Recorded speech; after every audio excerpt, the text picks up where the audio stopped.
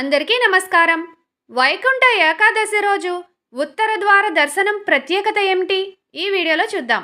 మార్గశిర మాసం శ్రీ మహావిష్ణువుకు అత్యంత ప్రీతికరమైంది. ఈ నెల మధ్యలోనే ధనుర్మాసం ప్రారంభమవుతుంది.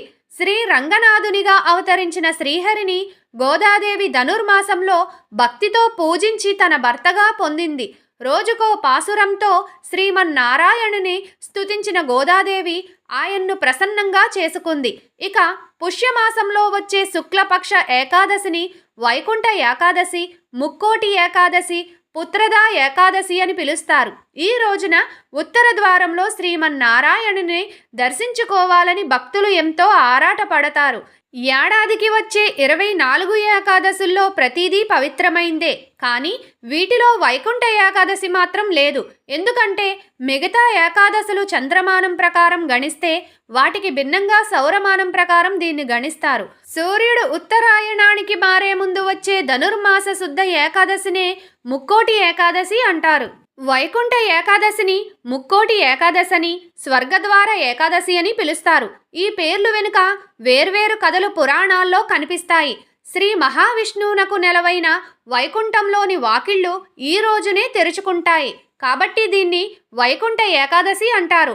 దక్షిణాయనం ప్రారంభం ఆషాఢశుద్ధ ఏకాదశి నాడు పాలకడలిలో యోగ నిద్రకు ఉపక్రమించిన నారాయణుడు కార్తీక శుద్ధ ఏకాదశి రోజు మేల్కొంటారు.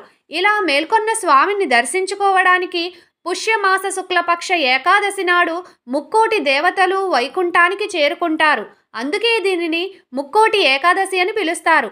దక్షిణాయనంలో చనిపోయిన పుణ్యాత్ములకు ఈ రోజునే స్వర్గంలోకి ప్రవేశించే అవకాశం కల్పిస్తారు. కాబట్టి స్వర్గద్వార ఏకాదశి అని అంటారు.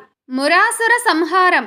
కృతయుగంలో మురా అనే రాక్షసుడు దేవతలను, ఋషులను, ప్రజానీకాన్ని పట్టిపీడిస్తూ క్రూరంగా హింసించేవాడు. మురా అకృత్యాలను భరించలేని దేవతలు శ్రీహరికి తమ గోడు చెప్పుకున్నారు. దీంతో మురాసురుని సంహరించడానికి శ్రీ మహావిష్ణువు బయలుదేరతాడు.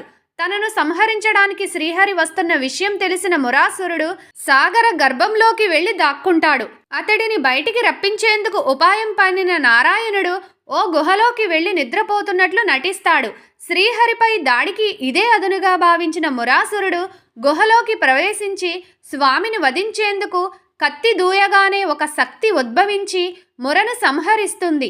ఈ విధంగా దేవతలను సంరక్షించిన ఆ శక్తికే ఏకాదశి అని నామకరణం చేశారు. వైకుంఠ ఏకాదశి నాడు నమ్మాళ్వార్ శివైక్యం. వైష్ణవ ఆళ్వారులలో ప్రసిద్ధి చెందిన శ్రీ నమ్మాళ్వారు కూడా ముక్కోటి ఏకాదశి నాడే శివైక్యం చెందాడని ఒక విశేషంగా చెప్పుకుంటారు. శ్రీ నమ్మాళ్వారులకు ఈ రోజునే విష్ణులోకం ప్రాప్తించడంతో శ్రీ వైష్ణవులు అత్యంత భక్తి శ్రద్ధలతో ఏకాదశ వ్రతం ఆచరిస్తారు. ప్రసిద్ధ వైష్ణవ క్షేత్రాలతో పాటు తిరుమల శ్రీవారి ఆలయంలోనూ ప్రాతకాలం నుంచే ప్రత్యేక ఉత్తర ద్వారం తెరుచుకుంటుంది. దీనికి వైకుంఠ ద్వారమని ప్రతీతి. సూర్యుడు ఉత్తరాయణ పుణ్యకాల ప్రవేశానికి ఉత్తర ద్వారం శుభ సంకేతం. ముక్కోటి ఏకాదశి నాడు తెల్లవారుజాము నుంచే వైష్ణవ ఆలయాల్లో ఉత్తర ద్వారం గుండా స్వామి దర్శనం కోసం భక్తులు వేచి ఉంటారు. వైకుంఠం వాకిళ్లు తెరుచుకునే పర్వదినమైన ముక్కోటి ఏకాదశి నాడు సాక్షాత్తు ఆ శ్రీ మహావిష్ణువు గరుడ వాహనంపై 3 కోట్ల దేవతలతో భూలోకానికి వచ్చి భక్తులకు దర్శనమిస్తాడు.